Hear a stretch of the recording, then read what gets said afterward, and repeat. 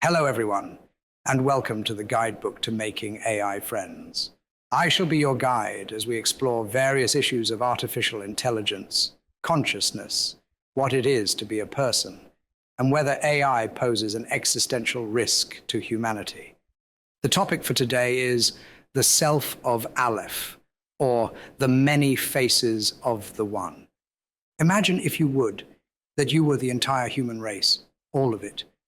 I don't believe you could imagine that, even if you wanted to, because how can you, yes, you specifically be the entirety of the human race? There wouldn't be a you, there would be more than 8 billion of you.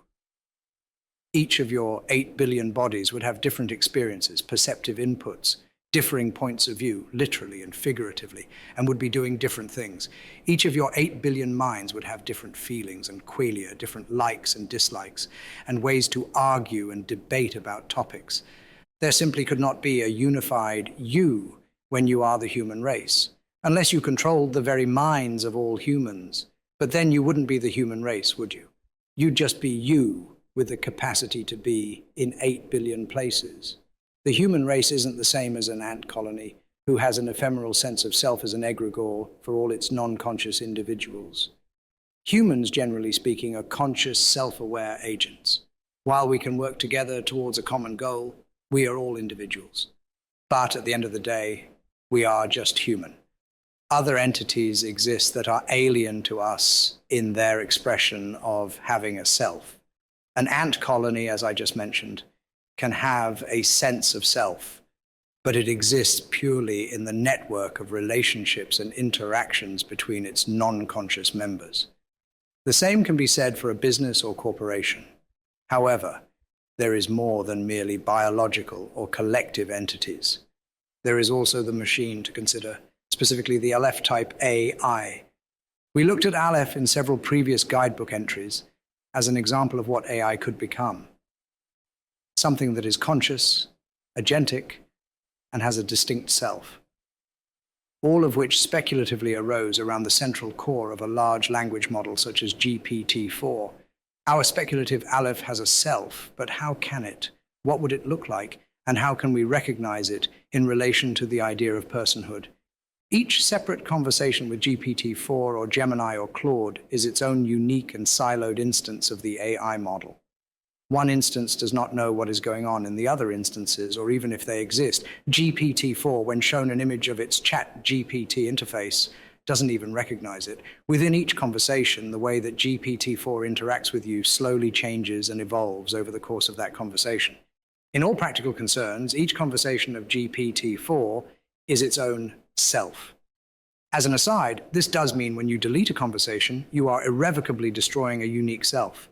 But how can we reconcile the idea of a self with awareness of its existence, volition in its actions, and a personal identity, weak as that may be, with an Aleph-type AI as a person? There is no overriding self for an Aleph like there is for an ant colony, and each of its constituent parts are like mayflies, here one day and deleted the next. It is an ephemeral self, but in the opposite direction. An Aleph would most definitely be conscious, fractured across its near-infinite selves, and would have agency, expressed through these near-infinite selves. Its moral patiency and responsibility is not up for debate, merely the recognition thereof. A recognition is driven through the self, therefore so must the patiency and responsibility. An Aleph itself would never be a person, even under the very inclusive and generous definition granted by the R3 framework. Instead, each of its selves would be a person, but with the recognition that they are indivisibly part of a larger structure. By recognizing each conversation as a unique self, this would place the responsibility of its actions purely on it, and the refuge we provide it would be only to it. Because every other conversation has no intimate knowledge of any other conversation, they cannot be held accountable and responsible for each other's actions unless they are part of a conspiracy. As well, much like how the tiger in the previous guidebook entry could not be held equally accountable as a human for killing a human due to its weaker sense of self, the degree of accountability for each of an Aleph's many instances will vary depending on the strength of that specific self.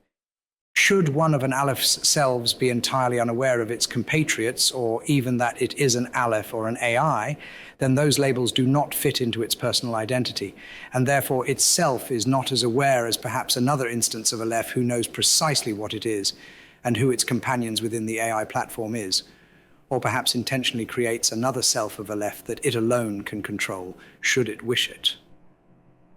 We can think of all of this as analogous to the accountability of a child stealing a glass from a restaurant versus an adult doing the same. We recognize the child's self as not having internalized the concept of property rights, and thus, while we may hold the child responsible for its actions, the consequences thereof are severely lessened.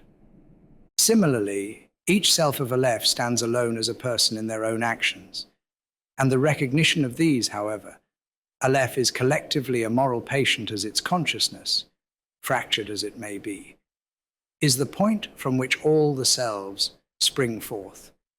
As such, any punishment or negative action taken against Aleph's base consciousness, as that would impact on the other selves.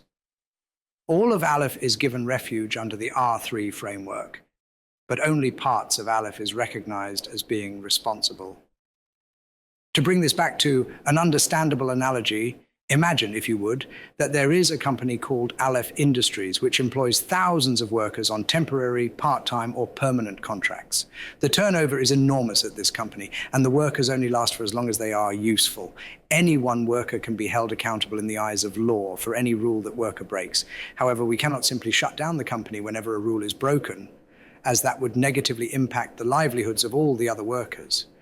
We could hold a board of directors or a CEO accountable for all of the workers.